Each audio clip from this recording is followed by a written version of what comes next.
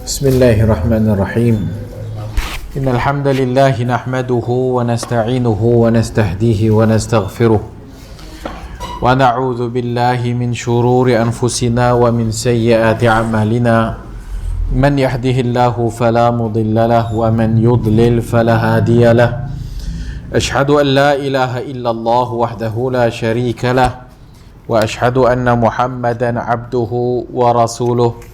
يا أيها الذين آمنوا اتقوا الله حق تقاته ولا تموتن إلا وأنتم مسلمون أما بعد فإن أصدق الحديث كتاب الله وخير الهدي هدي محمد صلى الله عليه وآله وسلم وشر الأمور محدثاتها وكل محدثة بدعة وكل بدعة ضلالة وكل ضلالة في النار atau kama qala sallallahu alaihi wa alihi wasallam.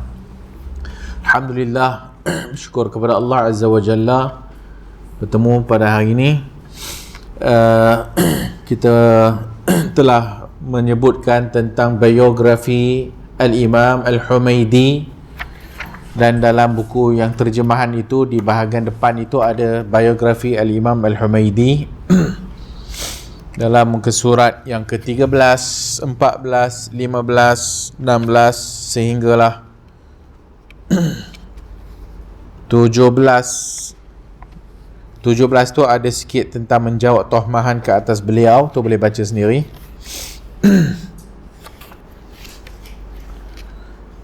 Kemudian muka surat yang ke-33 manuskrip, iaitu makhtutat.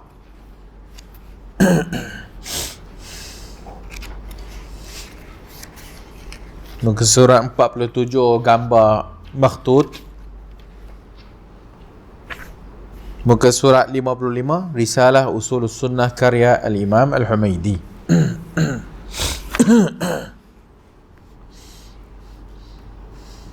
Haddatsana Bishr ibn Musa, muka surat 59.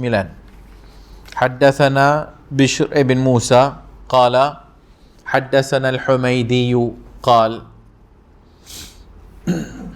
as-sunnatu indana an yu'mina ar-rajulu bil qadari khairihi wa sharrihi hulwihi wa murrihi wa an ya'lama anna ma asabahu lam yakun liyukhti'ah wa anna ma akhta'ahu lam yakun liyusibah wa anna zalika kullahu qada'un min Allah Azza wa Jal.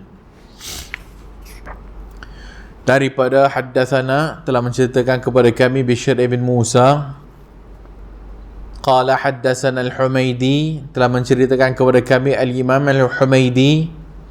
Qala, katanya, as-sunnatu indana, iaitu sunnah di sisi kami, an yu'mina ar-rajulu bil qadari khairihi wa syarrihi, adalah seseorang itu beriman dengan qadar, ketetapan Allah, khairihi wa syarrihi, yang baik dan buruknya, hulwihi wa murrihi, yang elok dan ataupun yang manisnya, wa murrihi, yang pahit, wa an ya'lama, dan dia mengetahui bahawasanya annama asabahu lam yakun liyukhti'ahu wa annama akhta'ahu lam yakun liyusibahu, apa yang telah ditetapkan terkena kepada dirinya maka dia tidak akan terlepas daripadanya, wa annama akhta'ahu lam yakun liyusibahu, dan apa-apa yang terlepas daripadanya tidak akan menimpanya. Wa anna dhalika kullahu qada'un min Allah Azza wa Jalla, dan sesungguhnya demikian itu, kullahu, seluruhnya itu adalah qada'un, ketentuan min Allah Azza wa Jalla, ketentuan dari Allah Azza wa Jalla. Perkataan Usulus Sunnah kalau muka surat 57 tu sebagaimana telah pun kita lalu dalam Usulus Sunnah Imam Ahmad. Usulus Sunnati murakkabun idhafiyun min kalimatai usul wa sunnah. Usul sunnah adalah murakkabun idhafi, perkataannya digabung daripada dua kalimat usul wa sunnah. Satu perkataan usul dan satu perkataan sunnah. Usul jam'u aslin wa huwa ma yanbani alaihi ghairuh. Yang dimaksudkan usul itu foundation. Jam'u aslin, asas.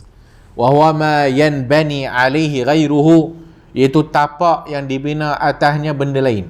Macam kita sebut dalam usul sunnah Imam Ahmad hari itu, ialah tapak yang kita bina rumah atasnya. So tapak itu usul.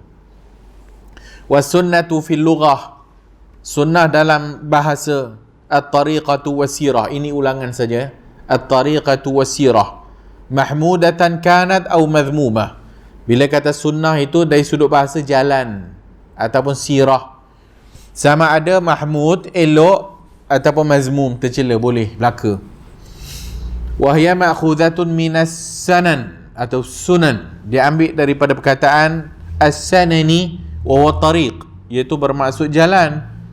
Summa sara lafzus sunnati yutlaqu ala ma kana mahmudan, kemudian jadi perkataan sunnah itu diitlakkan di atas benda yang mahmudan, terpuji. Fayuqal, maka dikatakan fulanun min ahli sunnah, fulan itu dari kalangan ahli sunnah. Maksudnya ai min ahli tariqatil mustaqimatil mahmudah, iaitu daripada jalan yang mustaqimah, lurus, mahmudah, terpuji. Asal perkataan sunnah boleh baik boleh buruk, tapi lepas daripada tu bila sebut sunnah, dia lebih menjurus kepada mahmudah, yang terpuji. Jadi bila kata ahlus sunnah, ialah orang yang mengikuti jalan yang lurus, yang mahmudah, yang terpuji. Ini disebut dalam lisanul Arab. Lisanul Arab ni kamus ya, kamus. Lisanul Arab kamus bahasa. So dia kata lisanul Arab, lidah Arab lah. Maksudnya kalau tengok kamus, perkataan Arab, lisanul Arab berjilid-jilid lah, kamusnya berjilid-jilid. Itu adalah kamus, nak rujuk perkataan bahasa Arab lah, lisanul Arab. Kemudian dia kata al-asar al-warida an a'immati sunnah mafhum ahli sunnati wal jamaah. Kemudian dia bawa perkataan istilah. Tapi sebelum tu Al-Imam At-Tabari kata, Al-Imam Ibn Jarir At-Tabari rahimahullah bi isnadin hasan, anna rajulan jaa ila Abil Aliyah Ar-Riyahi, seorang datang kepada Abul Aliyah Ar-Riyahi. Faqala lahu, ditanya kepadanya, ma as-sirat al-mustaqim, apa itu jalan yang lurus? Mas-siratul mustaqim fi qaulillahi ta'ala, dalam firman Allah surah Al-Fatihah, ihdinas siratal mustaqim, tunjukkan kami jalan yang lurus. Berkata Al-Imam Ibn Jarir, qala as-siratul mustaqim huwa Rasulullah, jalan yang lurus itu adalah Rasulullah sallallahu alaihi wasallam wa sahibahu, dan kedua sahabatnya, min ba'dihi Abu Bakrin wa Umar, dan dua jalan sahabatnya Abu Bakar dan Umar. Itu berkata Imam Ibn Jarir At-Tabari. Iaitu orang datang, dia meriwayatkan, orang datang kepada Abul Aliyah Ar-Riyahi ini, apa maksud ihdinas siratal mustaqim? Sirat mustaqim tu apa dia? Dia kata Rasulullah, jalan lurus itu Rasulullah lah, sunnah Rasulullah, dan juga dua sahabatnya Abu Bakar dan Umar. Fadhahaba ar-rajulu ila al-Hasan al-Basri, datang seorang kepada Al-Imam Al-Hasan al-Basri, tabi'in. Faqala lahu, inna Abal Aliyah Ar-Riyahi yaqulu as-siratul mustaqim. Dia datang kepada Al-Imam Al-Hasan al-Basri, dia kata, sesungguhnya Abul Aliyah Ar-Riyahi yang tadi tu, dia kata jalan yang lurus itu adalah Rasulullah dan dua sahabatnya Abu Bakar dan Umar. Kemudian kata Al-Imam Hasanul Basri, faqala lahu sadaqa wa nasah. Betul, sadaq. Dia kata betul. Al-Imam Hasanul Basri ditanya tentang pandangan Abul Aliyah Ar-Riyahi tadi tu.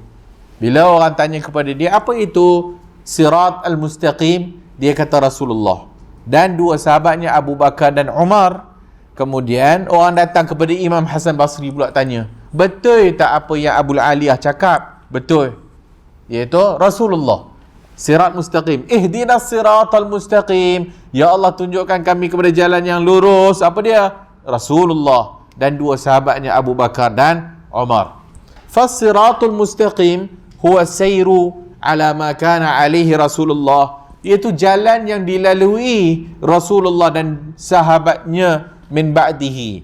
Sama ada qaulan wa amalan, sama ada qaul, percakapan, perbuatan, dan juga takrir, dan juga i'tiqad. I'tiqad dan aqidah. I'tiqad. Maka dimaksudkan sunnah dekat sini al-i'tiqadus sunniyus sahih. Apa maksud usul sunnah? Usul sunnah maksudnya i'tiqad aqidah sunni yang sahih, yang bertepatan dengan Rasulullah sallallahu alaihi wasallam dan para sahabat al-kiram wa sadatul ummah, dan juga sadat al-ummah, kepala-kepala umat, para ulama. Walaysa al-muradu bis-sunnati huna, dan tidak dimaksudkan sunnah di sini apa yang berlawanan dengan fardu. Itu bukan maksud dia. Sunnah bukan lawannya wajib. Bukan itu maksud dekat sini. Iaitu istilah usuliyin. Innamal muradu huwa ma sabaq. Maksud dia apa yang kita nyatakan tadi tu, jalan lurus, jalan Nabi, sunnah dan jalan para sahabat Nabi. Wa in kanat tutlaqu ahyanan wa yuradu biha syari'at al-muhammadiyah, walaupun sebahagian kadang-kadang yang dimaksudkan sunnah itu adalah syariat Muhammad, syariat Muhammad secara umum, lakin fi kalami ahli ilmi huna yuridu anna biha al-i'tiqadat. Tapi yang kita nak masukkan kat sini, kalau ulama kata usul sunnah itu adalah bab akidah, i'tiqad. Berkata Syekhul Islam Ibn Taymiyah menjelaskan maksud salaf dengan perkataan sunnah. Maka dinakalkan perkataan Al-Imam Ibn Taymiyah. Dia kata, wa lafzu sunnati fi kalamis salaf. Lafaz sunnah dalam perkataan para salaf adalah mengandungi makna sunnah dalam ibadat dan sunnah dalam i'tiqadat, akidah, ibadat dan akidah. Wa in kana kathirun mimman sannafa fi sunnati, walaupun banyak di kalangan ulama bila dia buat kitab, dia tulis sunnah, yang dimaksudkan di kat situ adalah akidah.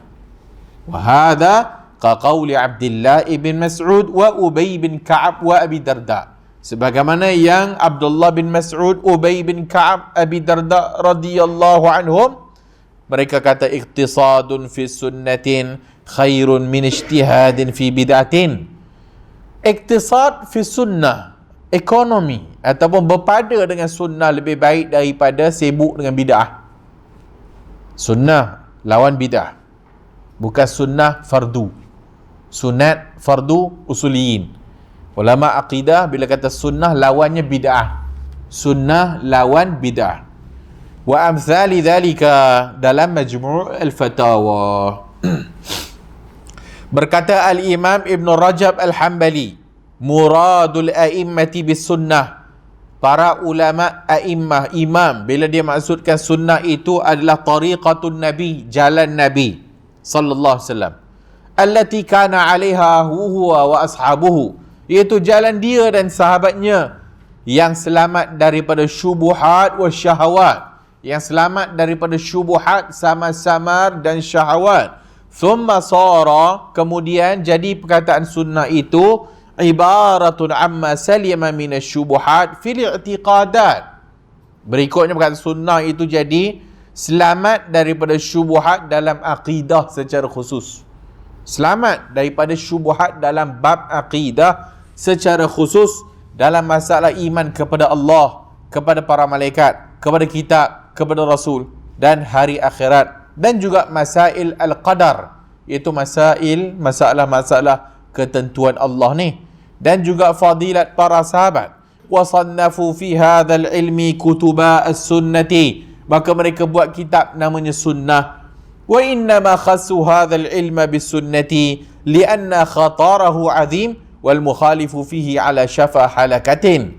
Maka mereka namakan kitab mereka sunnah itu akidah kerana ianya benda yang bahaya dan bendanya besar. Kalau bercanggah dengannya, hancur belaka, neraka jawabnya. So namanya sunnah. Kitabus sunnah, kitab akidah.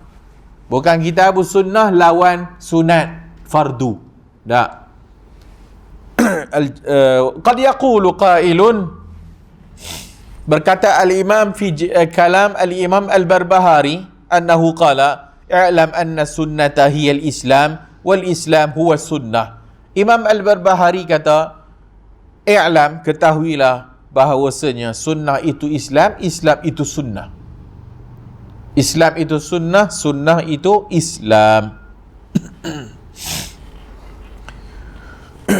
Maka para ulama tulis kitab seperti Abdullah ibn al-Imam al-Ahmad, kitab sunnah. Wa ibn Abi Zamanin, Ibn Abi Zamanin ada kitab akidah juga, kitab usul sunnah juga. Usul sunnah, Ibn Abi Zamanin. Ibn Abi Asim, kitab sunnah. Semua akidah belaka. Al-Imam Al-Muzani, usul sunnah. Ibn Jarir wa ghairuhum, kasir, banyak.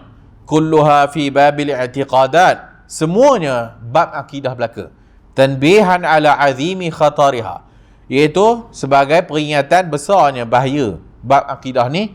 Wa annal mukhalifa fiha, dan orang yang bercanggah dengannya, ala syafa halakatin, kama qalahu al-Hafidhu Ibn Rajab. Jadi bab akidah adalah suatu bab yang penting lah. Sebab tu para ulama banyak menulis kitab akidah di awal. Dan kadang-kadang ulama hadis pun, dia kitab hadis tapi dia akan gabungkan dalam kitabnya itu bab akidah, bab tauhid, kitabut tauhid. Kemudian seperti Al-Imam Al-Humaidi, di belakang daripada musannafnya itu, ataupun dia punya musnad Al-Humaidi adalah usulus sunnah.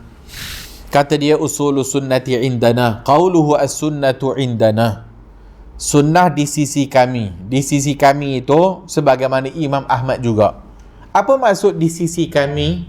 Satu, boleh jadi maknanya daripada di sisi akulah, Imam Humaidi.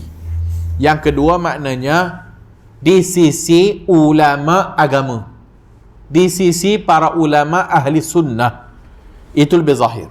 Iaitu boleh jadi yang pertama, boleh jadi kedua. Kalau makna pertama, usulus sunnati indana, usul sunnah di sisi kami, di sisi para ulama, dia lah di sisi Imam Humaidi. Atau makna yang kedua adalah di sisi para a'immatud-din was salaf, imam agama ni dan juga salaful ummah, yang mana dia itu termasuk dalam sama dengan akidah imam-imam ahli sunnah yang lain. So usul sunnati indana, usul sunnah di sisi ulama-ulama ahli sunnah termasuk aku. So Al-Imam Al-Humaidi pakar rujuk. Al-Imam Al-Humaidi guru kepada para imam. Maka dia buat usul sunnah sebagai nak bagi tahu akidahnya bagaimana. Qala an yu'mina ar-rajulu bil qadari khairihi wa syarrihi hulwihi wa murrih. Maka dia mulakan dengan bab al-qadar, iaitu seorang yang beriman dengan ketentuan Allah baik dan buruk, hulwihi wa murrihi, manis dan pahit. Dia mulakan dengan al-iman bil qadar. Dia mulakan dengan al-iman bil qadar. Imam Ahmad lain, dia start dengan bab lain. Al-qadar belakang. Adapun yang pertama dia start dengan bab lain, usulus sunnati indana at-tamassuku bima kana alaihi ashabu Rasulillah, berpegang dengan apa yang dibawa oleh para sahabat Nabi, kata Imam Ahmad mula-mula sekali. Tapi Al-Imam Al-Humaidi start dengan seseorang yang beriman dengan ketentuan baik dan buruk, manis dan pahit. Dia start dengan qada dan qadar dulu, dan dia merupakan rukun yang besar dalam rukun iman yang 6. Kenapa dia tak sebut percaya kepada Allah, percaya beriman dengan Allah, kitabnya, malaikatnya, dan akhirnya baru qada dengan qadar?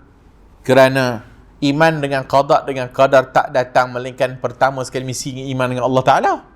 Dan berikutnya iman dengan Nabi, berikutnya iman dengan malaikat, iman dengan kitab, iman dengan hari kiamat, dan iman dengan qada dengan qadar.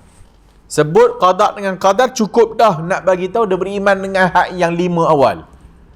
Itu yang akhir. Kalau dia tak beriman dengan Allah, macam mana nak percaya qada dengan qadar? Kalau tak beriman dengan kitab, macam mana nak percaya qada dengan qadar? Kitab tak mau ikut, Al-Quran tak mau ikut, maka dia pun pakai bolehnya tanasukhil arwah.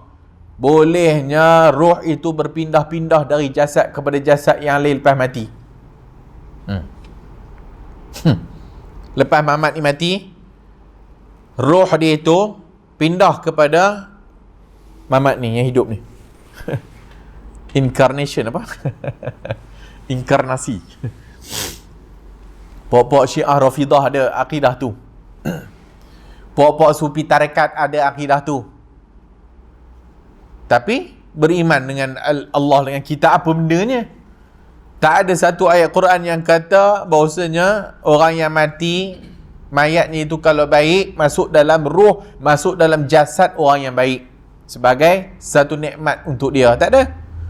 Tak ada kata orang yang ruhnya buruk ataupun orang yang buruk, jahat, maksiat, ahli asi, kemudian mati, rohnya berpindah kepada hak jasad orang yang buruk.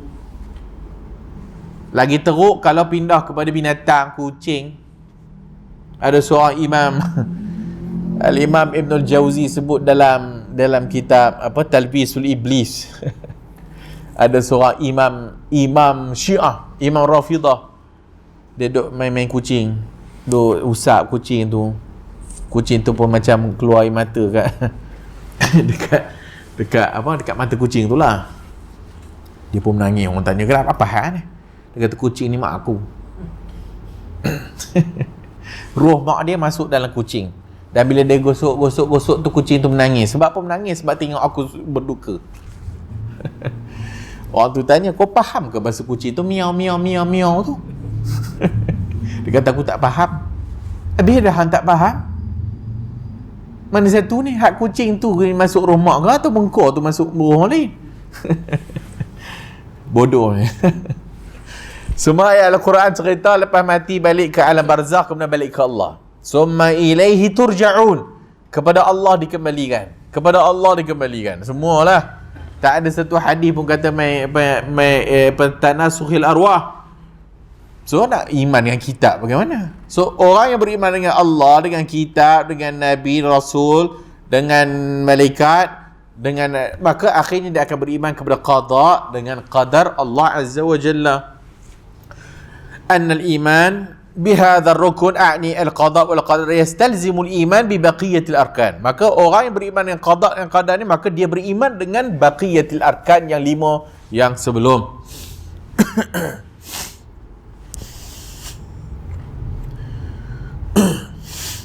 هناك احتمال آخر لبدئه بباب القضاء والقدر.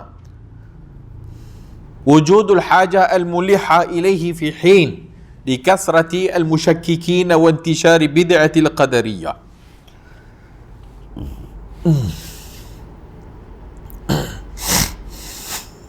Dia kata kemungkinan Al-Imam Al-Humaidi memulakan dengan bab qada dengan qadar ini, kemungkinan wujudnya hajat yang perlu sangat nak diberitahu pada waktu dia. Kerana pada waktu dia itu banyak orang yang telah muncul, orang yang mensyak dengan qada dengan qadar. Orang yang tak beriman dengan qada qadar, atau orang yang salah dalam beriman kepada qada dengan qadar. Wa intishari bid'atil qadariyah an-nufat, dan telah muncul bid'ah qadariyah yang menafikan, dan bid'ah aul qadariyatil jabariyah atau qadariyah jabariyah. Fara'a rahimahullah, maka Al-Imam Al-Humaidi melihat bahawasanya oleh kerana pada zaman dia itu orang yang bid'ah ataupun orang yang buat bid'ah dalam beriman kepada qadar dengan qadar ni dah banyak, maka dia mulakan kitab ini dengan bab al-qada wal qadar. Fahtaju ila an yu'akkidahu fayabda'u bih Maka dia nak menekankan bab ini, maka dia memulakan risalah dia ini dengan bab al-qada wal qadar. Dan iman kepada qada dengan qadar ini adalah aslun asil inda ahli sunnati wal jamaah, antara benda yang penting bagi ahli sunnah wal jamaah, usul yang penting yang banyak orang tersesat dalam bab ini, iaitu bab qadariyah, bab jabariyah. Ahlul bid'ah qadariyah dan ahlul bid'ah jabariyah. Beriman dengan qada dengan qadar adalah suatu perbahasan yang daqiqah, yang dalam, wal azimah, besar. Wala yatimmu imanul abdi hatta yuqirru, dan tak lengkap iman seorang hamba sehingga dia mengikrarkan bab ini dan membenarkan bab ini. La syakka fihi. Allah Subhanahu wa taala kata, inna kulla syai'in khalaqnahu biqadarin. Sesungguhnya setiap sesuatu itu kami ciptakan dengan ketentuannya, biqadarin, dengan hadnya, qadarnya. Fa'alun lima yurid. Allah kata Allah itu fa'alun lima yurid. Allah maha buat apa yang dia nak. Fa'alun lima yurid. Yubdi'u wa yu'id. Allah memulakan, Allah mengembalikan. Allah kata wallahu khalaqakum wa ma ta'malun. Aku yang menciptakan, Allah yang menciptakan kamu, wa ma ta'malun, dan apa yang kamu buat. Apa yang kamu buat. Kerana adanya puak-puak ahli bid'ah, iaitu qadariyah, yang menyatakan perbuatan jahat itu dicipta oleh manusia. Wala yakhruju syai'un an masyiatih, dan tidak keluar daripada masyiah ke masyiah ni ke apa? Masyiatillah, ketentuan Allah, kehendak Allah Azza wa Jalla. Kita dah sebut dalam bab usul sunnah Imam Ahmad hari itu ada 4 tingkatan qadar. Pertama, ilmu Allah. Yang kedua, al-kitabah. Pertama, ilmu Allah. Semuanya berada dalam ilmu Allah. Allah maha mengetahui segala-galanya. Yang kedua, al-kitabah. Telah tertulis di lauhil mahfuz. Al-kitabah telah tertulis. Allah menciptakan al-qalam. Awalu ma, benda pertama yang Allah cipta al-qalam. Dan Allah kata uktub, tulis. Qalam kata aku nak tulis apa? Uktub, tulis semua yang akan berlaku sampai hari kiamat. Maka dah tertulis. Ilmu Allah satu, itu martabat pertama. Berikutnya al-kitabah telah tertulis. Berikutnya yang ketiga adalah al-masyiah wal-iradah. Kehendak Allah, masyiah, kehendak Allah, wal-iradah. Yang keempat, al-khalq, penciptaan Allah, wal-ijad, penciptaan. So ini 4 tingkatan al-qadar. Mesti faham 4-4 ni, baru faham qada dan qadar. Pertama, ilmu Allah. Semua yang berlaku, semua dalam ilmu Allah Ta'ala. Tak ada apa yang tersembunyi. Apa yang zahir, apa yang tersembunyi fi sudur, Allah maha mengetahui. Allah tahu. Dan Allah tahu apa yang akan jadi yang ke depan. Itu ilmu Allah. Maha alim, maha mengetahui. Tidak sebagaimana puak-puak yang menafikannya. Dia kata bahawasanya yang menciptakan benda amalan buruk itu manusia. Dan dia buat dia menciptakan amalan buruknya Allah tak tahu. Bila dia buat baru Allah tahu. Ini apa benda, akidah apa? Maka dia menafikan martabat pertama, ilmu Allah. Yang kedua tadi, al-kitabah, yang semuanya telah tertulis di lauhil mahfuz. Apa dia yang tertulis itu? Semua benda yang akan jadi sampai hari kiamat. Semua benda yang Allah dah tentukan. Itu maksud qada dan qadar. Semua dah tertulis dah. Yang ketiga, iradat wal masyiah, kehendak Allah. Iradat wal masyiah, kehendak Allah. Allah nak jadi, Allah tak nak jadi, tak jadi. So mesti dengan kehendak Allah. Jika tidak dengan kehendak Allah, tak jadilah. Keempat adalah al-khalq, penciptaan Allah. Allah cipta segala-galanya. Wal ijad, Allah cipta baik, Allah cipta buruk. Maka boleh tak sandarkan kepada Allah benda buruk? Boleh. Min haith, dari sudut khalq, penciptaan Allah. Boleh tak sandar benda buruk ke Allah? Ya, boleh, tapi dari bab Allah cipta al-khalq. Allah cipta baik dan buruk, tidak fi'il, bukan perbuatan Allah. Tak boleh sandar benda buruk kepada perbuatan Allah.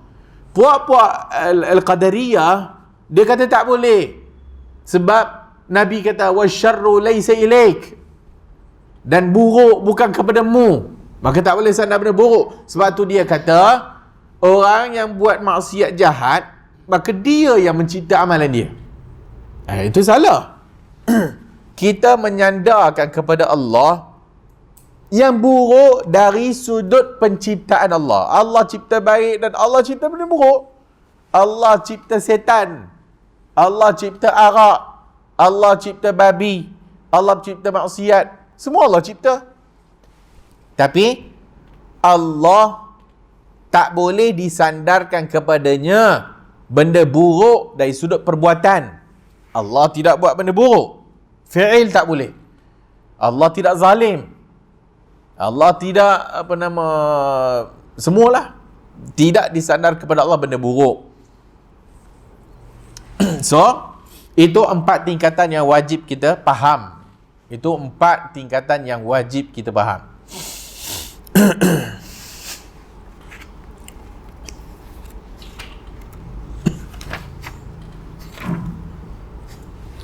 Boleh tak berhujjah dengan qadar, atau berhujjah apa yang dia buat dan sebagainya itu dengan qada, dengan qadar? Ada 3. 1,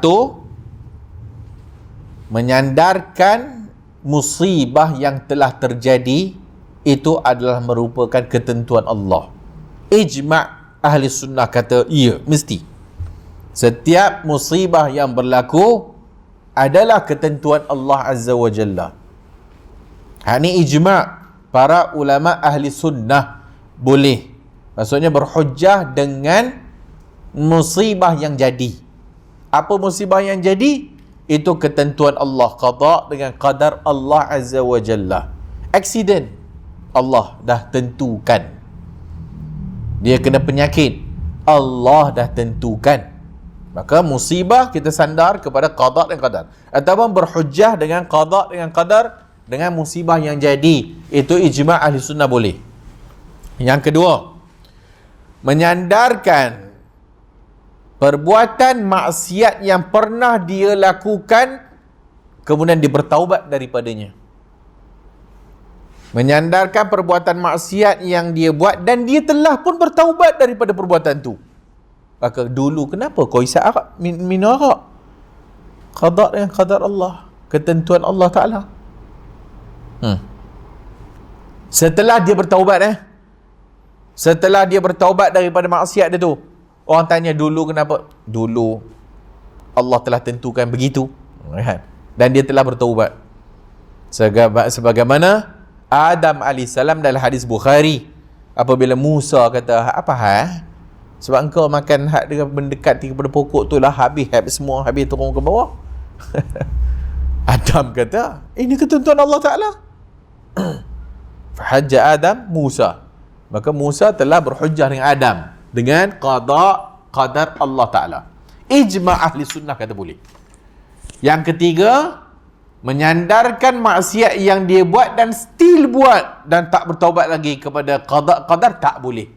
Ijma' kata tak boleh. Maksudnya, kenapa minum arak? Sekarang ni dia tengah minum arak ni, Allah dah tentukan.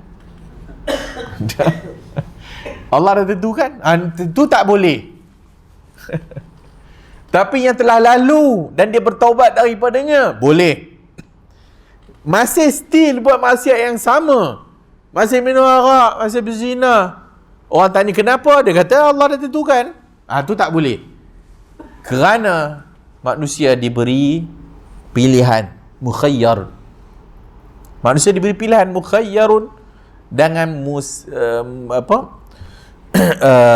antara dua lah. Satu, Allah SWT telah menciptakan contoh, Allah cipta dengan dalam masa sama manusia ada pilihan, mukhayyar. Contoh, Allah Subhanahu wa ta'ala telah menciptakan suatu benda buruk lah. Allah cipta benda buruk. Itu memang kena sandar kepada Allah. Sebab Allah yang menciptakan segala-galanya. Tetapi dari sudut perbuatan hamba, dia mukhayyar. Dia ada pilihan. Maka pilihan itu dia kena pilih antara baik dengan buruk. Tapi pilihan dia baik dengan buruk itu semua dalam ilmu Allah tadi tu. Semua di dalam Al-Kitabah yang telah ditulis. Sebab tu bila ditanya kepada Rasulullah, adakah boleh mengubah sesuatu itu dengan doa? Ya, boleh. Kerana doa itu juga min aqdarillah. Doa itu juga merupakan ketentuan Allah Azza wa Jalla. Allah mengetahui bahawasanya seorang itu akan bertaubat kepadanya. Maka dia pilih jalan bertaubat kepada Allah. Dia boleh pilih dua. Antara nak bertaubat ke tak amalan buruk. Amalan buruk ni ya, amalan buruk ataupun benda maksiat ni kita sandar ke Allah dari sudut al-khalq, penciptaan. Tetapi dari sudut amalan kita sandar kepada orang ni mukhayyar. Maka dia boleh memilih antara baik dengan buruk. Semuanya di bawah iradat dan masyiatillah. Semua di bawah ketentuan dan kehendak Allah Ta'ala. So ni tingkatan 4 tadi tu. Kita nak buat sesuatu, Allah izin. Di bawah kehendak Allah, benda tu jadi. Satu orang nak buat amalan ta'at, jadi Allah izin. Satu orang nak buat amalan maksiat, jadi Allah izin. Semua di bawah iradat dan masyiatillah, kehendak Allah Ta'ala. Jika Allah tak kehendaki, tak jadi. Jika Allah tak nak, tak jadi, tak jadi dah. So, kita angkat handphone. Angkat handphone.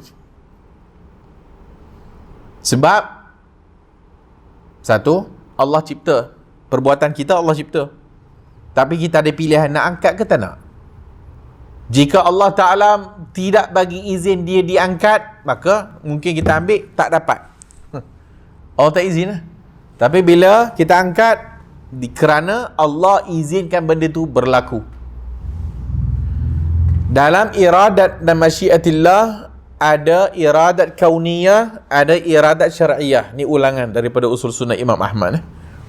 Iradat kauniyah, iradat syar'iyah.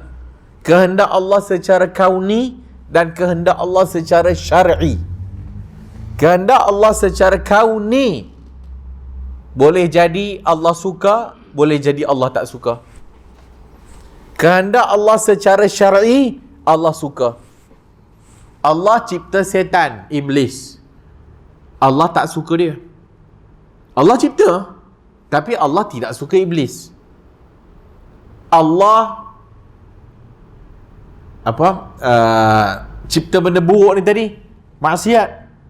Tapi Allah tak suka benda tu. Dan Allah suruh kita jauhkan daripadanya. Allah cipta, tapi Allah suruh kita jauh daripadanya. Benda yang Allah suka, Allah akan suruh. Benda yang Allah suka, Allah suruh. Itu iradat syar'i. Kehendak Allah secara syar'i, Allah suka, Allah redha dan Allah suruh buat. Kehendak Allah secara kauni, boleh jadi benda tu Allah tak suka, tapi Allah cipta. So semua dalam ilmu Allah, semua telah tertulis dalam Lauhul Mahfuz, semua di bawah iradat dan masyiatillah, dan semua adalah di bawah al-khalq, penciptaan Allah Azza wa Jalla. Ternafi puak-puak qadariyah, jabariyah. Qadariyah puak-puak yang menyatakan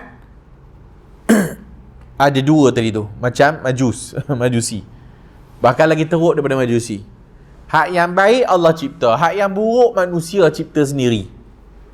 Kalau dia kata manusia cipta amalan sendiri, manusia Tuhan kan? Tak, Allah yang menciptakan. Jabariyah, semua kita ni dipaksa. Kita dipaksa. Nak angkat handphone, kita dah ditakdirkan angkat handphone. Aku tak mau, tapi dah angkat handphone. Macam tu lah Jabariyah. Dua-dua sesat belaka. Dua-dua sesat. ahli sunnah dekat tengah. So Allah Subhanahu wa taala cipta, Allah Maha mengetahui, Allah ada kehendak dia. Nak jadi ke tak jadi, itu kehendak Allah Taala. So jika Allah izin jadi, jika Allah tak izin tak jadi. Lau ijtama'at al-ummatu ala, kalau semua umat berpakat nak bagi mudarat kepada kamu, Allah tak kata tak kena kat kamu, memang tak kenalah. Pilihlah ahli sihir yang paling hebat sekali. Pilih ni semua ahli sihir ni, maka buat berpakat untuk bagi mudarat kepada orang A. Tapi Allah tak izin jadi, tak jadilah. Tapi Allah izin jadi, jadilah. So dia kena sihir, Allah izin jadi, kena kat dia. Walau dia solat 5 waktu tak tinggal, walau dia ahli Quran, baca Quran, walau dia walau kena. Hak tu yang disebutkan yang dalam kitab kita ni. Zakara al-Imam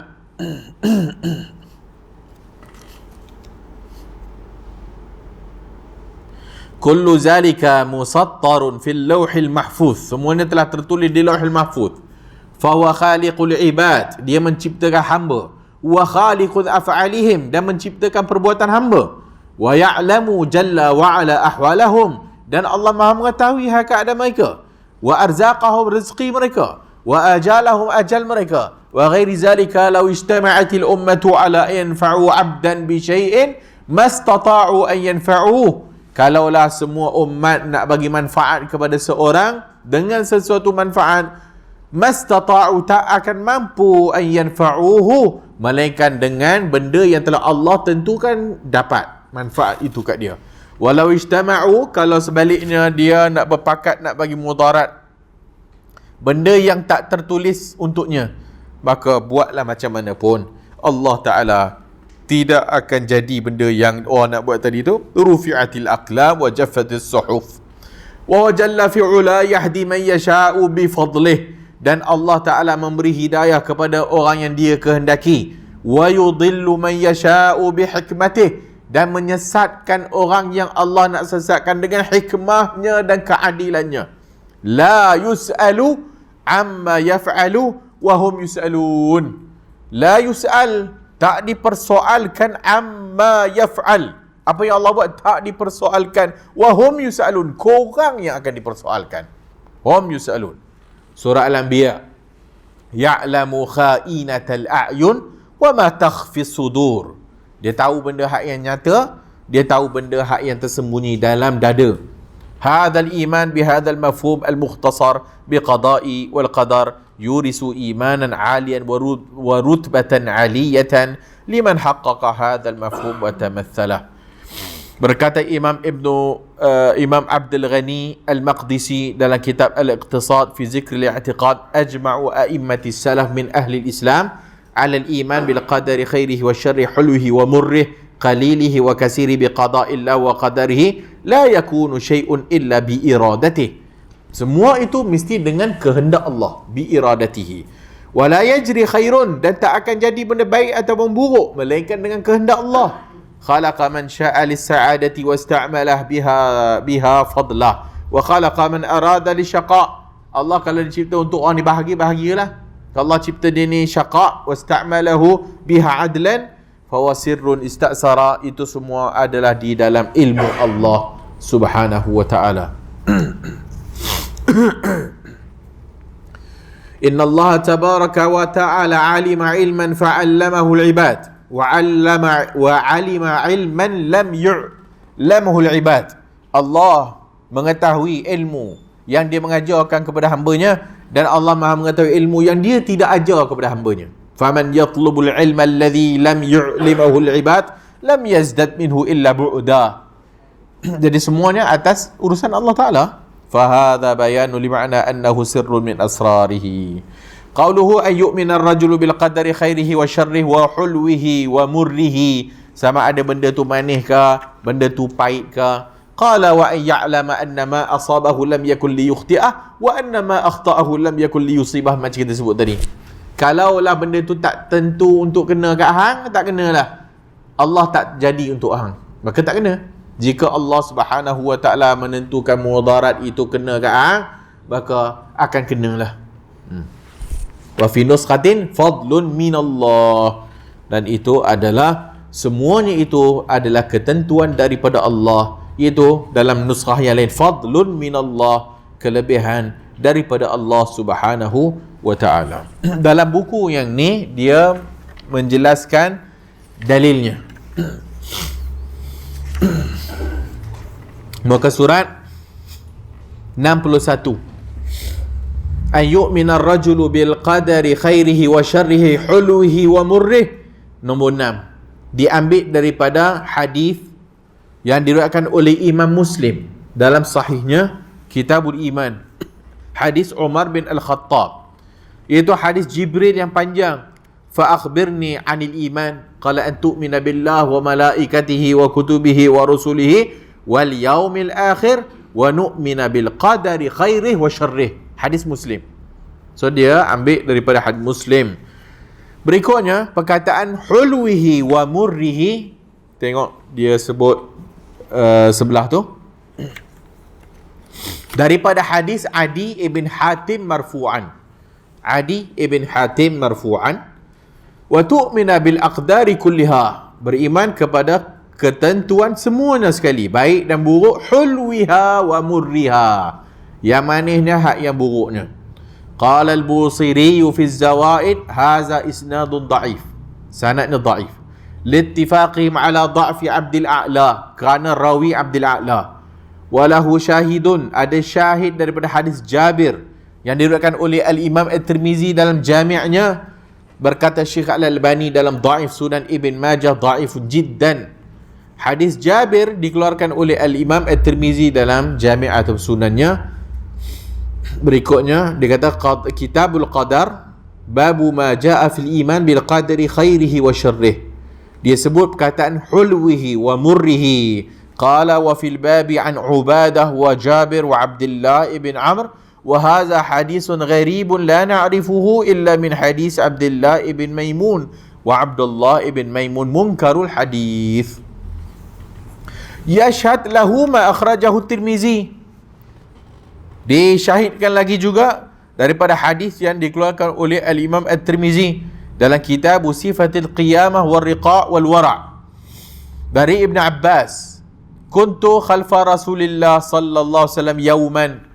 Qala ya gulam inni u'allimuka bi kalimat ihfadillah yahfadka ihfadillah tajidhu tujahak idza sa'alta fas'alillah wa idza ista'anta fasta'in billah wa'lam anna al-ummata law ijtama'at ala an yanfa'uka bi syai'in lam yanfa'uka illa bi syai'in qad katabahu Allahu lak ولو اجتمعوا على أن يضروك بشيء لم يضروك إلا بشيء قد كتبه الله عليك رفعت الأقلام وجفت الصحف وقال حديث حسن صحيح.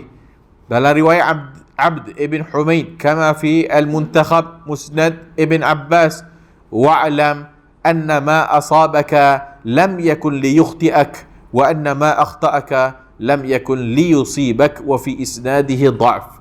Dalam sanadnya itu ada kedhaifan, kelemahan. Kemudian ayat Allah, qul lan yusibana illa ma kataballahu lana huwa maulana wa 'ala Allahi falyatawakkalul mu'minun. Kata Allah, wallahu khalaqakum wa ma ta'malun. Kata Allah, Allahu khaliqu kulli syai' wa huwa 'ala kulli syai'in wakil. Kata Allah, wa khalaqa kulla syai'in faqaddarahu taqdira. Itu semua dalil-dalilnya. Dalil-dalil yang disebut tentang bab yang pertama ini, bab tentang qada dan qadar Allah Subhanahu wa taala. Hadis yang gulam itu dalam hadis 40 ada.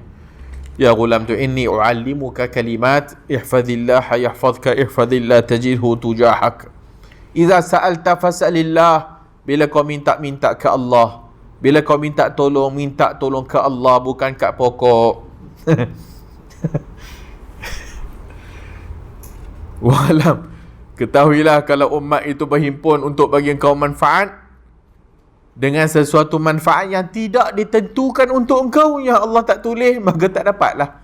Dan kalau orang berhimpun untuk memudaratkan kau dengan sesuatu yang tidak akan memudaratkan dengan sesuatu melainkan apa yang telah ditulis oleh Allah Azza wa Jalla. Ini akidah jelas dan akidah yang diajar oleh Nabi kita sallallahu alaihi wasallam. Orang yang beriman kepada qada dan qadar ni, maka insya-Allah hatinya lapang. Orang yang beriman kepada qada dan qadar Allah Taala ni ada husnuzan kepada Allah Taala. Orang yang beriman kepada qada dan qadar ini, apa yang berlaku dia senang terima. Senang nak capai redha. Walaupun sesuatu mudarat yang terkena kepada kita, kadang kita tak redha. Boleh tak redha? Boleh. Benda buruk yang jadi kat kita, kita tak redha. Boleh tak? Boleh. Kerana para ulama sebut ar-ridha mustahab. Redha itu mustahab. Dianjurkan. Sebab benda buruk jadi kat kita tak suka tak? Kita tak suka. Kematian, ada orang suka? Tak. Mak bapak kita mati, ada suka? Tak suka. Kita kena penyakit, ada suka? Tak suka. Tapi ada orang yang redha. Itu paling tinggi lah. Kalau dia redha dengan apa yang berlaku, apa yang kena kepada dia, dia redha, maksudnya tak ada apa-apa. Dia kena ke tak kena ke, tak ada apa-apa. Okey, dia macam tu lah. Bahkan dia lebih yakin dan tambah iman lagi kepada Allah Ta'ala. Hak tu susah lah. Apatah lagi orang yang tak mengaji. Apatah lagi orang yang tak kukuh keimanan dia kepada qada dengan qadar Allah. Dia sebutlah rukun iman 6 perkara. Nyanyi. Percaya kepada baik dan buruk. Dia sebutlah percaya kepada baik dan buruk, tapi dia tak menghayatinya. Dia tak pernah baca hadis-hadis Nabi tentang perkara ni. Dia tak pernah tahu tingkatan yang 4 tu. So macam mana nak datang keyakinan? Macam mana nak datang redha? Macam mana nak datang lapang diri kalau Allah Ta'ala tentukan yang buruk untuk dia? Mudah-mudahan hak kita mengaji ni pun belum tentu ya. Hak kita yang mengaji ni pun belum tentu lagi. Ustaz tak kira. Ustaz hilang kasut je jampi serapah habis. Kena kutuk lah. Kasut hilang ustaz. Tu ngaji qada dengan qadar tu. Faham konon. Tapi bila kena kat kita, kita yang tahu kadar kita tu macam mana. Mudah-mudahan Allah Ta'ala kurniakan kepada kita lapang dada lah. Mudah Allah Ta'ala kurniakan kepada kefahaman. So bila kita percaya bahawa semua dalam ilmu Allah, bila kita percaya semua telah tertulis di Lauhul Mahfuz, dan kita percaya semuanya dengan kehendak Allah, dan kita percaya semuanya Allah cipta, baik buruk Allah cipta, maka insya-Allah mudah-mudahan apa saja yang berlaku baik buruk dalam kehidupan kita ni, maka sebutlah inna lillahi wa inna ilaihi raji'un. Allahumma ajurni fi musibati wa akhlif li khairan minha. Dan bersyukurlah atas apa nikmat yang Allah bagi, dan bersabarlah atas segala musibah yang Allah uji. Semuanya Allah bagi pinjam belaka. Walillahi ma a'ta walillahi ma akhadh. Bagi Allah milik Allah apa yang Allah bagi pinjam kat kita, dan milik Allah juga apa yang Allah tarik daripada kita. Wa kullu syai'in bi ajalin musamma. Semuanya dengan kadar yang telah ditetapkan baginya. Kita ada anak baru lahir 2 bulan sakit jantung. Allah telah takdirkan kita boleh pinjam anak ni hanya 3 bulan saja. So habis 2 bulan merawat ni, pergi hospital dan akhirnya masuk 3 bulan, meninggallah dia. Allah bagi pinjam had 3 bulannya. Ada orang Allah bagi pinjam had bagi besar sikit 14 tahun. Meninggal juga 14 tahun. Ada orang Allah Ta'ala bagi pinjam lama sikit 21 tahun. Mati pula lepas tu penyakit belaka. Kan? Semuanya Allah bagi pinjam. Semuanya telah dengan kadar yang telah ditentukan rezeki untuk dia. Habis rezeki, habislah. Maka kita yang beriman ke Allah ni, kita dah tahu dah. Hak ni pun kita tak tahu, kita doa lah supaya Allah Ta'ala bagi kesembuhan. Tapi jika sekiranya sebaliknya meninggal, telah pun prepare. Maka inna lillahi wa inna ilaihi raji'un. Kita disuruh sebut tu. Sebut inna lillah, ia dan milik Allah. dan kepada Allah akan kembali. Samalah anak hak yang kita meninggal tu, Allah milik dia lah. Innalillah, baginya milik Allah, dan Allah telah ambilnya kembali. Maka Allah nak tengok hang sabar ke tak, bersyukur ke tak. Dapat pinjam 3 bulan, syukurlah, dapatlah juga anak kan. Tapi susah lah, susah. Kita ada musuh lagi, setan lagi ni. Setan yang tak habis-habis nak menggoda kita ni. Jerit lah tu, salahkan doktor. Inilah dia, kalau tak buat tak jadi. Kau lah pergi sign, bapak pergi sign, pergi operation. Kita semua tak mau. Abang suruh sign dia, tengok kan dah mati. Tak sign pula. Itulah orang suruh sign. Orang suruh sign, tak sign. Orang dah cakap dah, doktor ni pakar. Semua serba tak kena tak. Sign pun salah, tak sign pun salah, mati belaka. Allah nak tengok, Allah nak uji. So orang hak yang faham, orang yang kuat iman, insya-Allah hak keluar pertama, inna lillahi wa inna ilaihi raji'un. Tapi menangis-menangislah. Menangis bukan bererti kita tak redha, tak. Menangis adalah rahmat Tuhan yang Allah bagi, kasih sayang yang Allah bagi tu. Nangislah kita. Nabi pun menangis. Tapi redha ni, Allah dah ambil, ini ketentuan Allah dah, Allah bagi dah. Allah pula bagi pula hadiah hak mati kecil pula, anak ni jadi pula syafaat untuk mak ayah dia. Fikir ke depan sikit. So apa-apa pun, iman kepada qada ni adalah benda yang cukup penting, dan juga benda yang kalau gagal faham, gagal hidup kita ni, ataupun kalau gagal faham ataupun salah faham, jadi kita seperti Qadariyah, jadi seperti Jabariyah. Kita ni dah tak, semua ni Allah cipta dah. Hak buat baik Allah dah tentukan, hak buat buruk pun Allah tentukan dah. Pun salah juga. Qadariyah, hak yang baik Allah, hak yang buruk kita yang buat, pun salah juga. So mesti faham dengan cara ahli sunnah wal jamaah. Wallahu a'lamu bis-shawab. Ada apa nak tanya?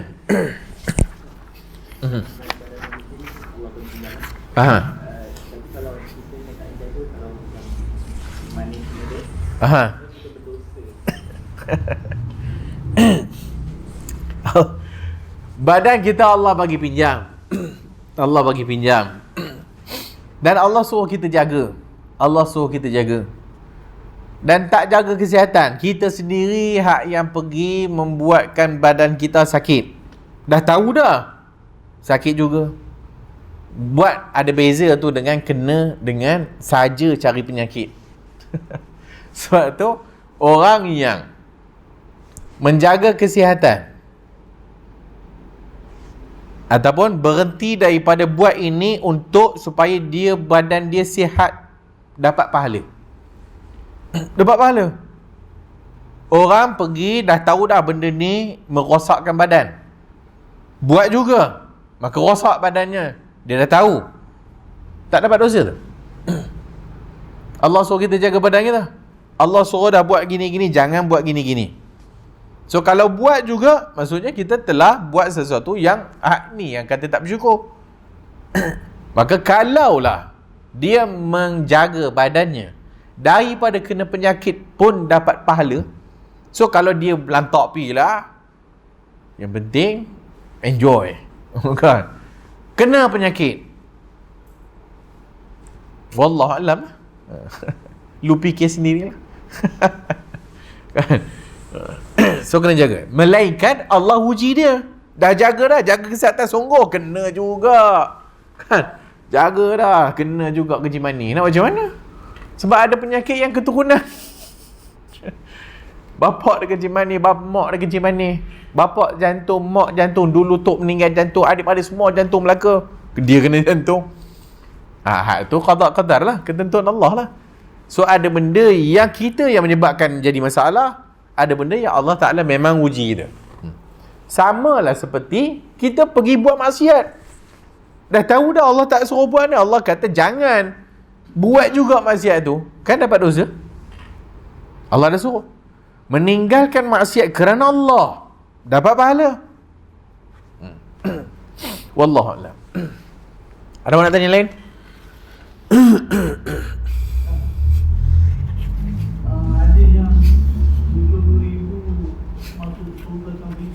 Aha. Al-Kay.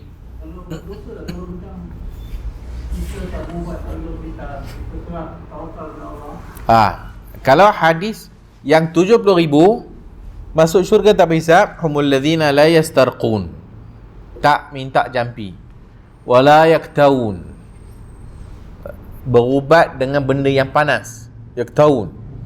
Humul ladzina la yastarqun wala yaktawun wala yatatayyarun, dan tidak percaya tatayur ni, sial ni.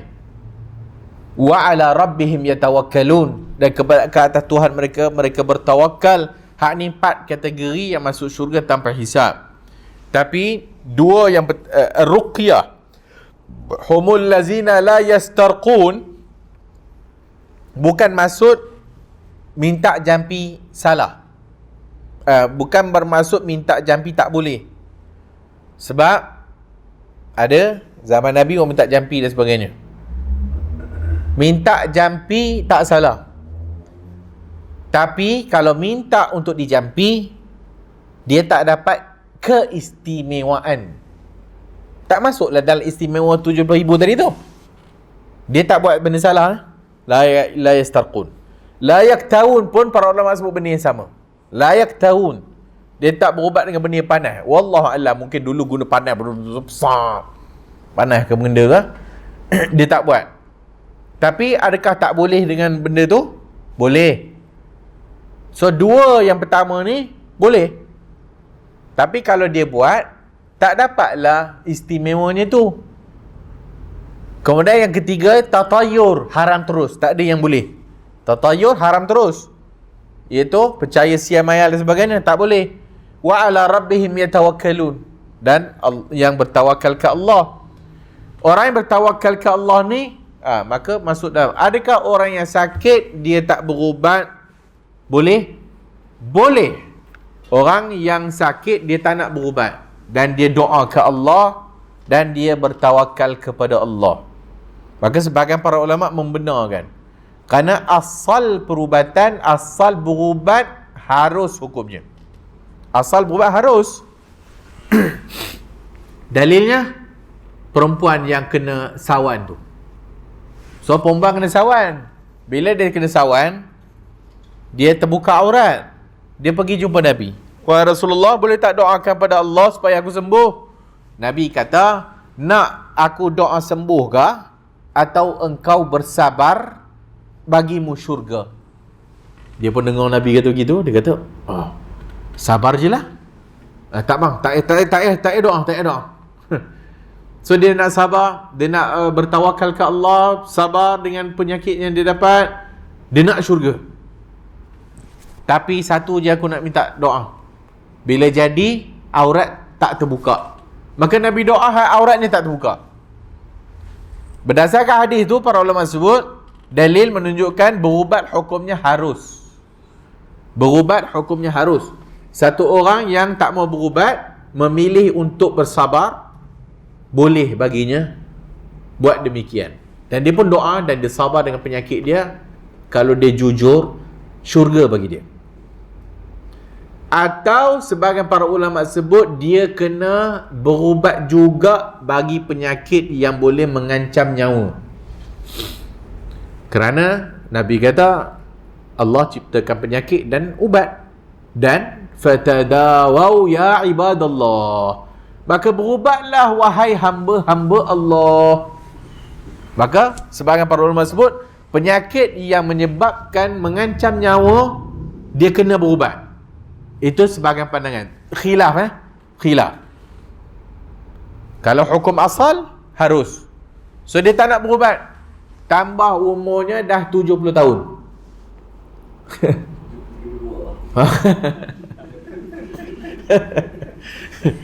Umur dah 72, masuk hospital, doktor pun tak nak buat. Ini dah sumbat 3 ni. Umur dah 72, lagi tua, lagi risiko mati memang tinggi. Doktor pun kata tak suggest lah untuk operation, maka ubat je lah. So kalau agak-agak umur dia tu dah meningkat, yang kalau sekiranya dia operation pun dia punya peratusan matinya lebih tinggi dari peratusan keberjayaannya, tak payahlah, makan ubat je. So itu khilaf. So siapa yang sakit dia boleh pilih untuk tak berubat, boleh. Bahkan boleh tak paksa orang sakit makan ubat. Nabi tak paksa. Ada orang sakit, Nabi jumpa orang sakit, dia tak nak, Nabi biar, dia tak nak macam mana? Tak nak makan, tak nak makan ubat. So tak boleh jawab paksa makan ubat. Dah cakap dah jenuh cakap dah. Tak ada nak makan ubatnya. So kita pun tak boleh buat apa. Dan dia pun tahu dah. Seorang Nabi ziarah satu orang tua lah. Nabi ziarah dia, Nabi kata, dia kata aku nak mati lah, dah sakit lah. Nabi kata jangan cakap macam tu, doa lah supaya Allah Ta'ala sembuhkan. Nabi kata tahurun insyaAllah. Dia kata tahurun insyaAllah. Aku di umur dah tua dah, nak mati dah, dia kata. Nabi kata tahur insyaAllah. Lepas dia kata aku ni dah tua dah, tak dapat edah. Dia kata biarlah mati, nak mati dah pun. Maka Nabi senyap, Nabi diam. Nabi kalau dah gitu terpulang lah, Nabi kata. So kalau dah dia pun tahu, dia pun dah tak boleh nak hidup dah pun, kita pun nak macam mana? Begitulah. Tak adalah kata jom pergi hospital. Tak boleh paksa. Dan dia pun dah tahu keadaan dia dah. Dia pun dah tahu keadaan dia dan sebagainya, kita pun tak paksa lah. Tu dengan pesakit. Tinggal bagi sokongan je lah. Wallahualam. Okey. Tawasul. Tawasul dengan pokok.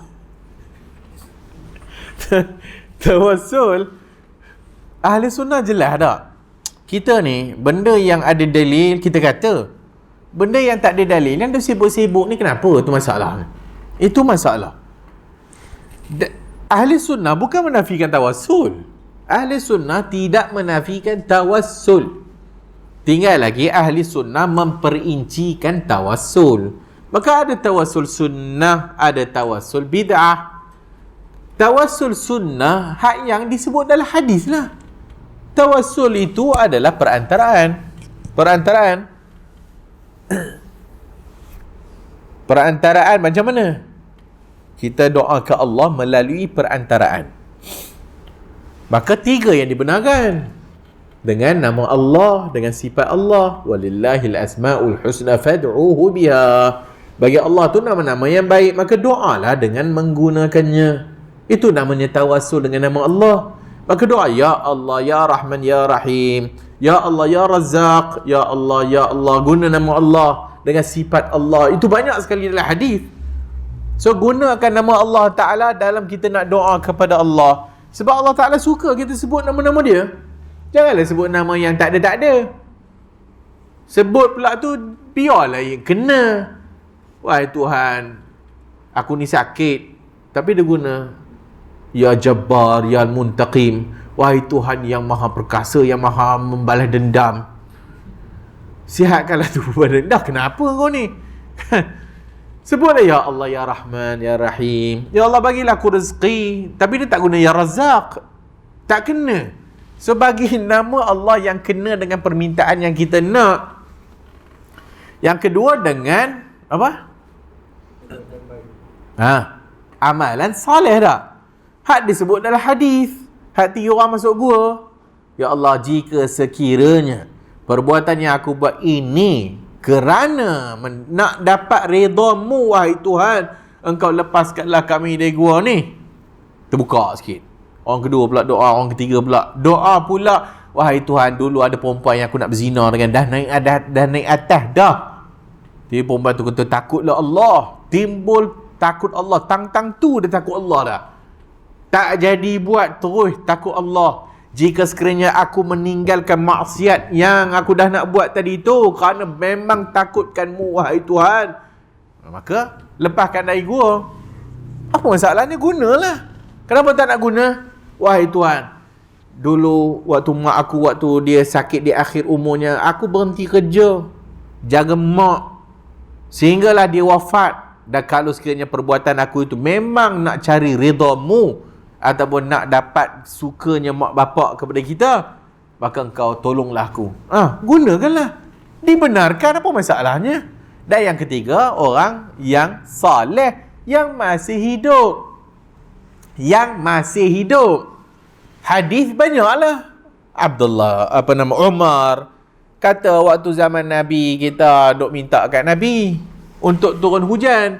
Sekarang Nabi dah wafat, kita pergi kepada Abbas, pak saudara Nabi. Kalau boleh selak tirai. Dah lama dia berselak dah. Tapi tak, dia kata, Umar kata dulu waktu Nabi ada, kami pergi. Macam mana caranya? Pergi Nabi, wahai Rasulullah, hak ni orang binatang dah mati dah, tolonglah minta Allah hujan. Nabi pun doa. Itu maksud tawassul yang dibenarkan.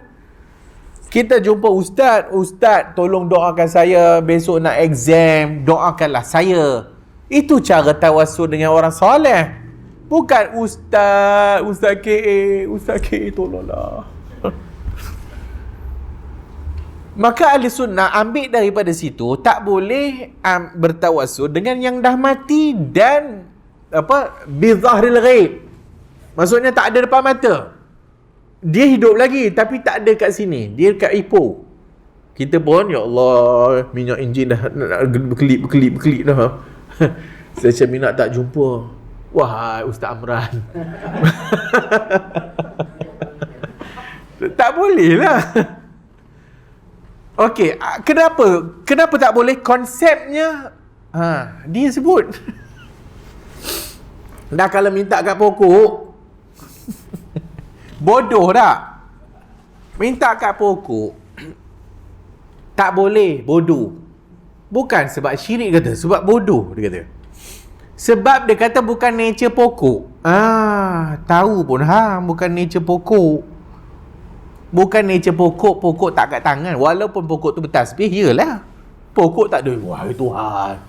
Tak ada. Kita pun tak tahu. Mana kita tahu? Hak macam miau-miau tadi, mana kita tahu kucing cakap apa? Bukan nature-nya. Allah tak jadi gitu. Kalau boleh, dah lama sahabat buat dah. Tak ke mereka ngadu kat Nabi, wahai Nabi, boleh tak buat Tuhan macam kami dulu ada pokok Zatu Anwat. Pokok Zatu Anwat. Pokok yang kami gunakan untuk sangkut aslihah, pedang-pedang. Kemudian kami beriktikaf di bawahnya untuk ambil berkat pokok lah. Wahai Rasulullah, dulu waktu jahiliah kami ada pokok namanya Zatu Anwat. Kalau boleh, okey tak? Nabi kata, subhanallah, dah kenapa korang ni? Perkataan korang ni saling tak tumpah macam pengikut Musa cakap. Ij'al lana ilahan kama lahum aliha. Musa, boleh tak engkau buat Tuhan macam depa ada Tuhan? Nak nengok juga Tuhan tu. Nak nengok juga ni Tuhan ni. Nak nengok. Dia tak puas hati kalau tak ada. Nak depan mata. Orang Arab jahiliyah tengok berhala. Kan? Tengok berhala. Bila tanya, kau sembah patung ke? Takkanlah sembah patung. Dak. Kita sembah Tuhan lah, Allah. Allah dah cerita dalam Quran. Ma na'buduhum illa liyuqarribuna ila Allah zulfa. Kami tak sembah patung ni, tapi kami nak jadikan patung ni supaya kami dekat dengan Allah dengan sedekat-dekatnya. Apa beza hak patung ni dengan mayat dalam kubur tu? Apa beza? Ada beza? Tak ada beza. Sama. Kita bukan minta dengan mayat dalam kubur. Kita minta dengan Allah. Tak sama jawapan dengan musyrikun tu. Tak sama jawapan dengan jahiliyah.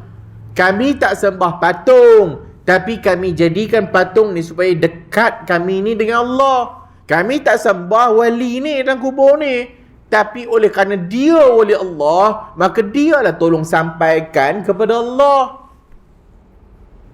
Tak ada adab minta tolong kat Allah. Aku baling pasu ni rap. Habis tu Allah kata dalam Quran apa dia? Ud'uni astajib lakum. Doa kat aku perkenankan. Hadis yang kita baca tadi tu. Wa iza sta'anta fasta'in billah. Bila nak minta tolong dengan Allah. Nabi kata. Bukan minta tolong dengan aku. Minta tolong dengan Allah. Minta lindung dengan Allah. Zaman jahiliah, orang gila ni banyak. Bukan gila apa, jahiliah tu sebab tu namanya bodoh. Orang Perak kata tengin. Tengin tu bodoh yang teramat sangat. Itu nama tengin. Sebodohnya jahiliah ni sebab jadikan patung perantaraan. Bodoh lah. Sebab tu Ibrahim bubuh kapak kat haid yang besar tu. Tanyalah haid besar tu. Dah nak sembah sangat, pergi tanya haid besar tu. Mayat yang kita bawa ni mayat ustaz kita. Bawa Al-Fatihah, dia turun tangga Al-Fatihah, turun jatuh.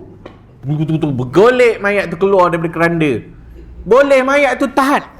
Oh, boleh. Tengah mandi. Keras lah. Pang, sepak sikit. Boleh tak mayat tu tepis? Nak nolak mudarat kat diri pun dah tak boleh dah. Lepas tu nak minta kat dia supaya dia ni boleh bagi kita manfaat, boleh bagi kita tolak mudarat. Itu namanya bodoh. Dia kata bodoh, tahu pun bodoh. Sebab bukan nature pokok. Maka bukan nature orang mati tu kita pergi minta. Orang mati-mati ya. Ayat Quran kata mereka hidup dalam kubur mereka. Bal ahyaun inda rabbihim yurzaqun, bagi rezeki lagi. Mayat-mayat orang mati syahid ni, mayat-mayat para ulama ni hidup dalam kubur. Ya, ayat Quran kata hidup dalam kubur inda rabbihim, di sisi Tuhan mereka, bukan di sisi engkau. Cuba korek balik dia baca paper ke tak? Tak. Hadis kata lepas dah orang balik orang balik dah 7 langkah dah habis orang balik, dia didudukkan kan? Dia didudukkan dan malaikat datang bertanya. Cuba korek sekali. Patah balik korek. Dia duduk ke dia baring? Hadis kata duduk. Nak percaya ke tak nak? Percayalah, itu alam lain. Kau alam lain. Jangan jadi bodoh yang bubuh mikrofon dalam kubur tu. Bukan bubuh mikrofon pun, dia pergi ambil video dalam YouTube.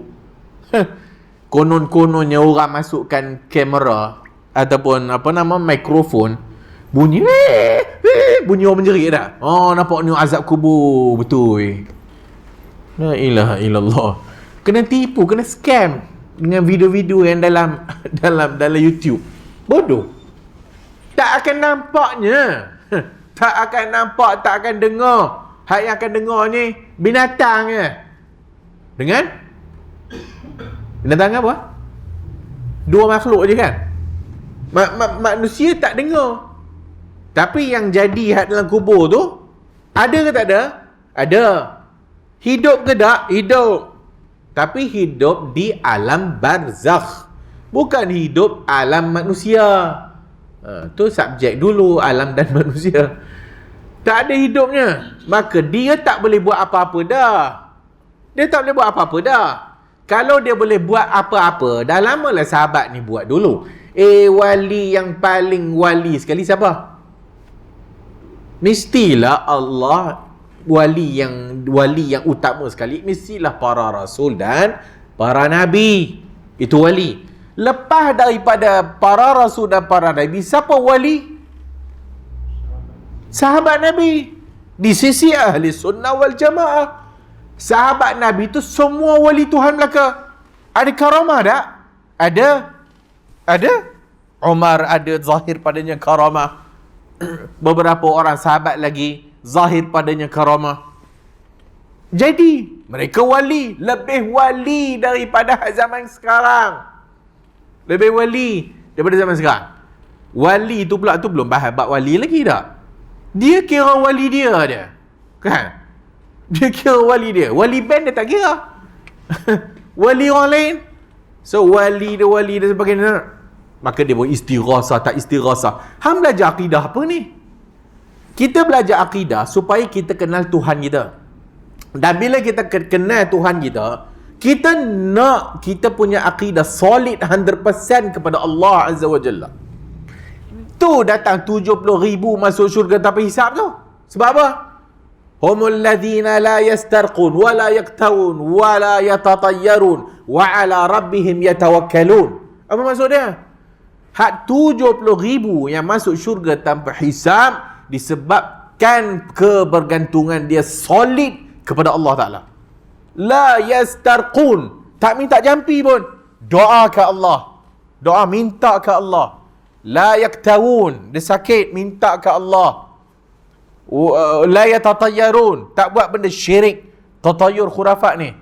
Wa ala rabbihim yatawakkalun, tawakal kepada Tuhan. 70,000 ni masuk syurga tanpa hisab. Kenapa yang tak masuk dalam grup ini tidak dapat keistimewaan ni? Bukan maksud dia syirik dah. Sebab orang ni orang terpilih.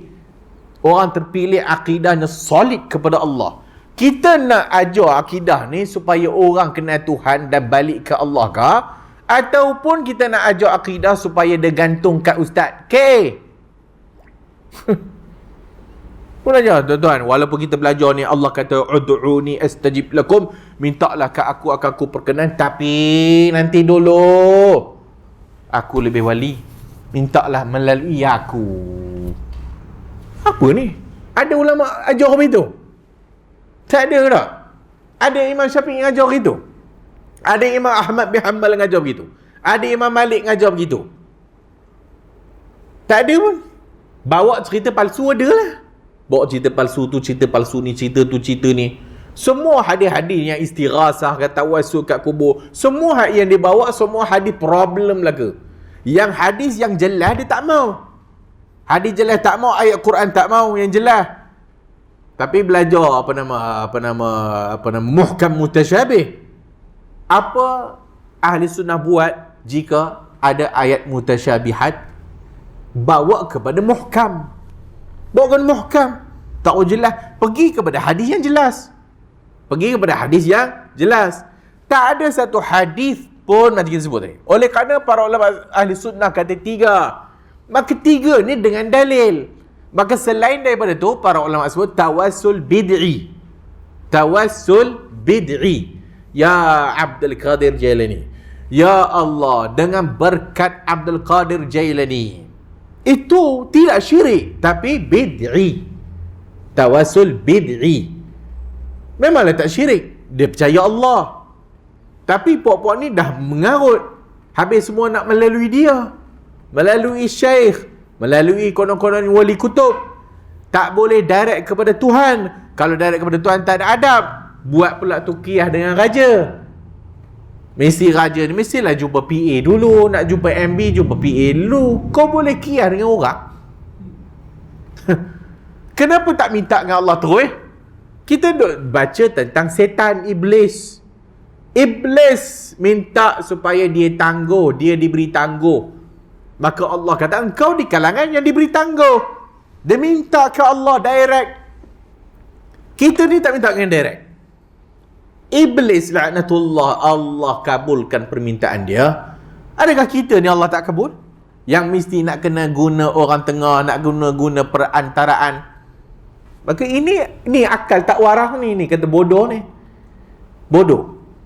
Dan kau buka benda ni, mestilah benda lain pun akan terbuka. Kau buka ruang ni luas sangat, memang mampu ya.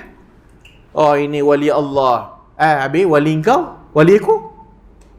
Yang wali zaman sekarang pula macam-macam. Wali yang tak pakai baju pun ada. Wali pakai spender je. Wali isap okok. Lepas tu duduk, oh, ini adalah wali kutub. Kau dah kenapa ni? Al-Quran kata apa? Wali Allah orang yang beriman dan yang bertakwa kan? Maka iman dengan takwa itulah dia wali Allah. Quran kata iman dalam iman, beriman kepada Allah, kitab dan sebagainya. Taqwa adalah luaran. Taqwa luaran. Maka wali Allah, iman dalamannya itu solid kepada Allah. Adakah wali Allah minta melalui perantaraan? Ini wali apa? Wali minta melalui perantaraan, dia dah kenapa? Tak ada kan? So wali iman yang kukuh kat dalam dan taqwa kat luar. Maka apa saja yang bercanggah dengan syariat, itu tidak wali. Maka wali Allah, kalau dah pakai spender depan orang, itu bukan wali Allah, itu orang gila. Itu bukan wali, itu gila. Ada ke wali buat cerita merepek-repek? Itu belum cerita Tok Kenali dah kencing berak dalam teksi. Apa ni? Korang ni nak angkat wali ke nak memalukan wali? Berak dalam ni, tak puas hati, terbakar kedai. Wali minta tawar, orang tak tawar, terbakar kedai. Ini bodoh. Kan? Ini bukan wali, ini bodoh. Marahlah sebut bodoh. Tapi itu perkataannya ada, mana perkataan lain dah tengin. Tak ada perkataan lain dah. Dah kalau pergi minta kat pokok, apa bezanya pergi Uzza? Apa beza pergi berhala Uzza? Berhala Uzza pokok. Yang bila dah ditebang pokok tu, Nabi kata engkau tak bunuh Uzza. Pergi balik, ada perempuan yang mengerbang rambut tu, ahli sihir tu. Dibunuh perempuan ni. Baru Nabi kata tilkal Uzza. Itu Uzza. Had batu mana disemah darah kepadanya. Diberi macam-macam lah. Bawa ni kepada kubur. Dia pun nak buat macam tu juga. Pergi kubur ulama' dia, bawa dia. Tinggal tak bawa oren dengan nenah je lagi. Tinggal tak bawa oren dengan nenah je. Apa beza dengan orang kafir? Ada isu simple. Abu Bakar dia buat kah? Siapa Abu Bakar? Wali. Of course. Takkanlah Abu Bakar tidak wali. Nazim Haqqani wali. Engkau. Omar siapa? Omar wali. Takkan Omar tak wali, Nazim Haqqani wali? Takkan Uthman tidak wali, Ali tidak wali? Semua sahabat Nabi tak wali, Nazim Haqqani wali? Boleh belah. Kalau dah ngajak orang kepada syirik, ngajak orang jauh daripada Quran dengan sunnah, nak wali apa? Tak wali dah, ini bukan wali. Dia wali kepada anak dia je lah, itu je. So bila para ulama ahli sunnah mengatakan ini yang dibenarkan, kenapa? Dalil. Kenapa ni tak dibuat? Kerana tak ada dalil. Tak ada dalil. Tak ada dalil daripada Quran, tak ada dalil daripada sunnah, tak ada dalil daripada para sahabat buat, tak ada dalil daripada para imam buat. Tak ada. Yang ada ustaz tarekat dia buat. Dan kata wali-wali tu, hak wali dia tu lah, wali dia tu 1, 2, 3 tu. Kalau kata ustaz dia, ustaz Manjui dia tu, ustaz kampung Manjui. Tu lah dia ustaz dia. Ulama Manjui dia tu. Nak kata ulama taman Paijaras. Dah itu tak kita maksud kan. Bila kita masuk ulama, mana ni? Syafi'i, Abu Hanifah, Malik ibn Anas, Ahmad ibn Hanbal, Sufyan al-Thawri, Sufyan ibn Udayn, Abdullah ibn Mubarak. Ada dia buat? Tak ada. Maka semua yang dia buat, bawa benda cerita yang tak sabit, kemudian cerita yang was-was, cerita yang tak kukuh pun. Dalil yang kukuh tak nak pakai, tapi pergi pakai dalil yang tak kukuh. Nak apa lagi? Talbis iblis. Setan telah mentalbis. Masalahnya ustaz jabatan agama pun jadi sesat larat. Ustaz jabatan agama pun tak mempertahankan akidah dah. Dia pun dah lintang pukang. Dia pun dah tak tahu dah, bubuh lah. Boleh diamalkan dengan syarat tak bercanggah. Apa benda dengan syarat tak bercanggah? Dah habis semua bercanggah. Kan? Semua bercanggah. Takwil lah, takwil ni, takwil ni. Hang pergi tahan tarik, hang pergi benar tarikat hang, tarikat orang hang pergi kata sesat pula. Arkam hang kata sesat. Hak yang tarikat hang pun ada juga hak yang arkam buat. Apa yang arkam dihukumkan sesat itu ada dalam tarikat engkau. apa yang dibuat oleh yang telah dilabel ataupun telah dihukum sesat oleh Jabatan Agama, semua itu ada dalam kau punya tarekat. Engkau boleh, orang lain tak boleh. Yang ustaz yang buat paper pun jadi kopi tu juga. Pening. Tak ada satu jawapan pula yang dibangkitkan. Ada siapa pernah jawab? Hak yang berpuluh-puluh persoalan yang dibangkitkan, yang jelas sesat dan jauh daripada ahli sunnah wal jamaah, tak ada jawapan pun. Sehingga hari ini tak ada jawapan. Yang balik-balik saya pun nak debat tu. Aku pun nak ngajar debat, tak ada faedah. Buat apa Nak kata aku pengecut, lantak pi lah, katalah ada aku kisah. Dah kalau tengin aku nak debat apa lagi? Dah kalau tengin dah tak jawab soalan, nak debat apa lagi?